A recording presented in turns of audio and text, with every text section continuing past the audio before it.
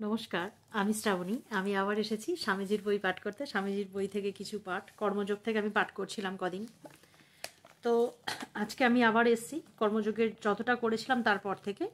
যেমন এর আগের দিন এটা নিয়ে বলেছিলাম যে স্বামীজি বলেছেন আমাদের নিজের আদর্শে এগিয়ে চলো, অন্যের আদর্শকে নকল করতে যেও না।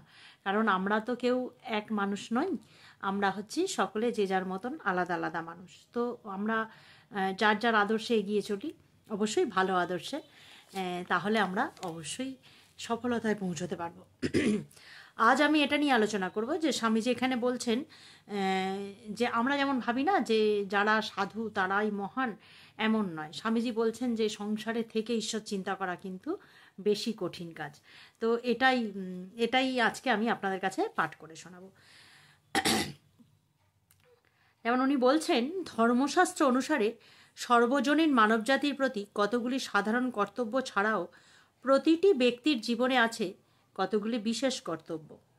হিন্দুরা ছাত্র হিসেবে প্রথমে জীবন শুরু করে, তারপর সে বিবাহ করে গৃহী হয়।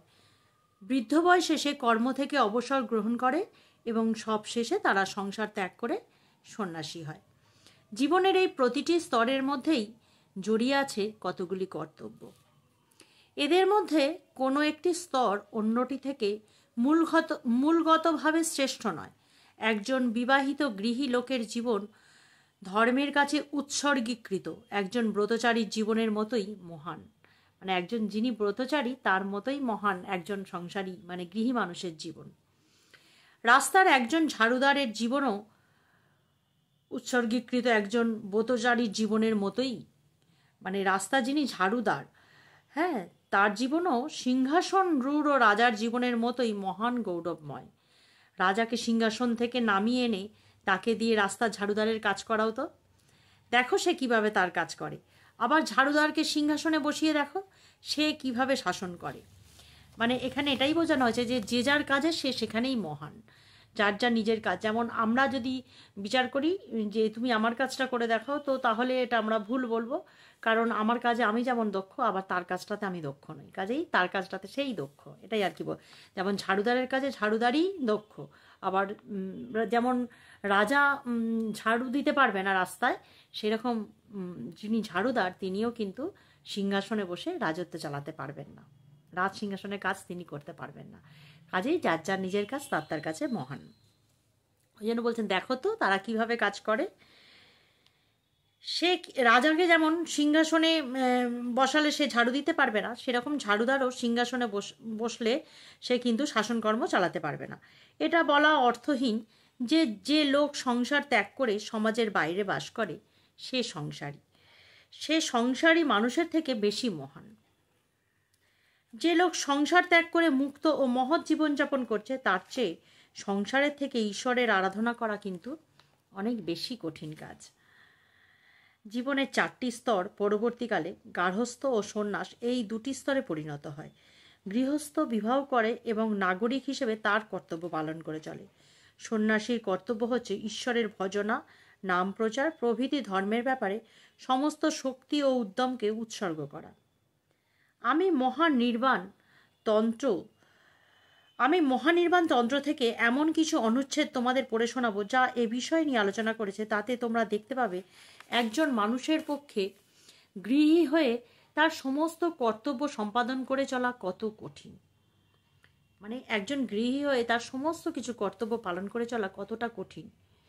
গৃহী ঈশ্বরের প্রতি আকৃষ্ট হওয়া উচিত। ঈশ্বরকে জানা বা সে বিষয়ে জ্ঞান লাভ করাই হবে তার জীবনের লক্ষ্য। তবু তাকে অবিরাম কাজ করে যেতে হবে, তার সমস্ত কর্তব্য সম্পাদন করে যেতে হবে, কিন্তু তার সমস্ত কর্মফল ঈশ্বরকে সমর্পণ করতে হবে। মানে উনি গৃহী মানুষদের উদ্দেশ্যে বলেছেন যে গৃহী মানুষকে সমস্ত কাজ করতে হবে, সমস্ত কর্তব্যও পালন করতে হবে, কিন্তু তার সমস্ত কাজকর্মের কর্মফল ঈশ্বরের ওপর মানে ঈশ্বরকে সমর্পণ করে দিতে হবে। কর্ম করে কর্মফলকে গ্রাহ্য না করা, কাউকে সাহায্য করে সে তোমার প্রতি কৃতজ্ঞ থাকবে কি না চিন্তা না করা, কোনো ভালো কাজ করা এবং সে কাজের ফলে ভবিষ্যতে তোমার নাম যশ হবে কি না সে বিষয়ে নজর না দেয়া, এই সংসারে খুবই কঠিন কাজ। মানে এভাবে থাকতে হলে খুব কঠিন। এমনকি কোনো কুখ্যাত কাপুরুষও সাহসী হয়ে ওঠে যখন সংসারে সবাই তার প্রশংসা করে। যখন সংসারে সবাই তার প্রশংসা করে তখন একজন কুখ্যাত কাপুরুষও মানে কি বলবো, সাহসী হয়ে ওঠে। তাই জন্য না আমরা বলি না, সকলের প্রশংসা করো। সবার সামনে সবার নামে যদি খারাপ খারাপ খারাপ বলতেই থাকো তাহলে কিন্তু হবে না, তাকে বলতে হবে খানিকটা ভালো। কিন্তু এর কাজটা তো আমরা পারি না, এটা খুবই কঠিন কাজ। এই যে সমস্ত সমাজের সমর্থন লাভ করলে একজন নির্বোধ বীরের মতো কাজ করতে পারে। একজন লোক শুধু অবিরাম কাজ করে যাবে, অথচ সমাজের লোকদের কোনো সমর্থন বা উৎসাহের দিকে তাকাবে না।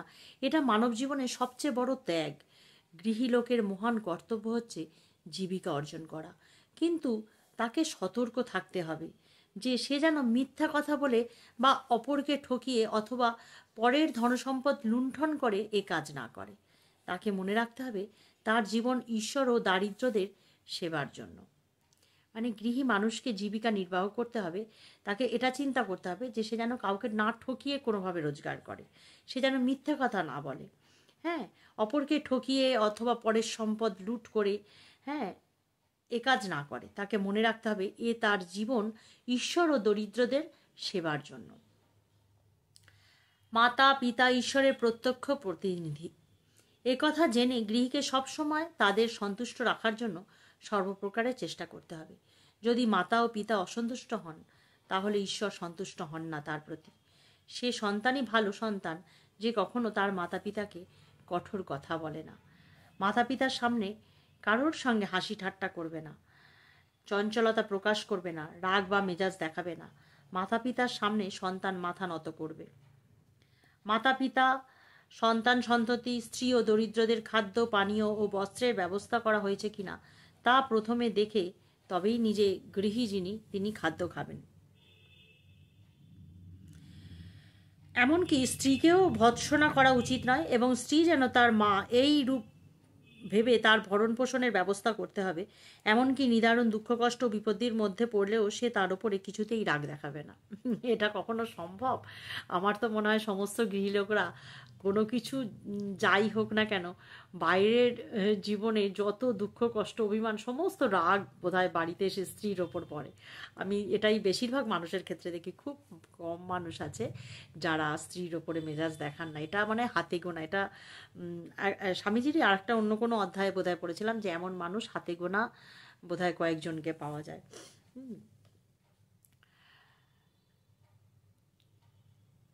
তো গৃহী কখনো এমন কোনো কাজ করবে না যা তাকে বিরক্ত করতে পারে। যে লোক তার সতীসাধ্যী স্ত্রীর ভালোবাসা লাভে সফল হয়েছে সে তার ধর্মজীবন এবং গুণাবলী অর্জনেও সফলতা লাভ করেছে।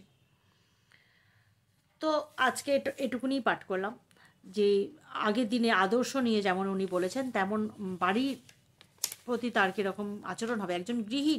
একজন গৃহীর যেমন কর্তব্য তার স্ত্রীরও তেমনি কর্তব্য। তিনিও গৃহী, তারও অবশ্যই উচিত যে তিনি মাতা পিতাকে সম্মান করবেন এবং স্বামীকে সম্মান করবেন এবং দরিদ্রদের সেবা করবেন, ঈশ্বরের সেবা করবেন। এবং গৃহী বলতে আমরা যেন শুধু পুরুষ মানুষকে না বুঝি। প্রত্যেকটি ক্ষেত্রেই এই যে যেমন আগের এটাতে বলা হয়েছিল না যে মানদণ্ড দিয়ে, কারোর মানদণ্ড দিয়ে কাউকে কিন্তু বিচার করা উচিত না। আমার মানদণ্ড আমার কাছে, যেমন তোমার মানদণ্ড তোমার কাছে। কাজেই আমরা একে অপরকে কি বলে না, আমরা তুলনা করি একে অপরের সাথে যে তুমি কেন ওর মতো নও, আমি কেন তোমার মতো নয়, এরকম আর কি ব্যাপারটা। তো এরকম তো একদমই করা উচিত নয়, কারণ যে যেখানে সে তার নিজের জায়গায় মহান। তো এগুলো যদি আমরা সঠিকভাবে বুঝতে পারি আমার মনে হয় আমাদের জীবনের পথ অনেক সহজ হয়ে উঠবে। তো চললাম আজকে এ পর্যন্তই, আবার আসবো অন্য কোনো দিন অন্য কোনো পাঠ বা আলোচনা নিয়ে। ততক্ষণ পর্যন্ত সবাই ভালো থাকবে।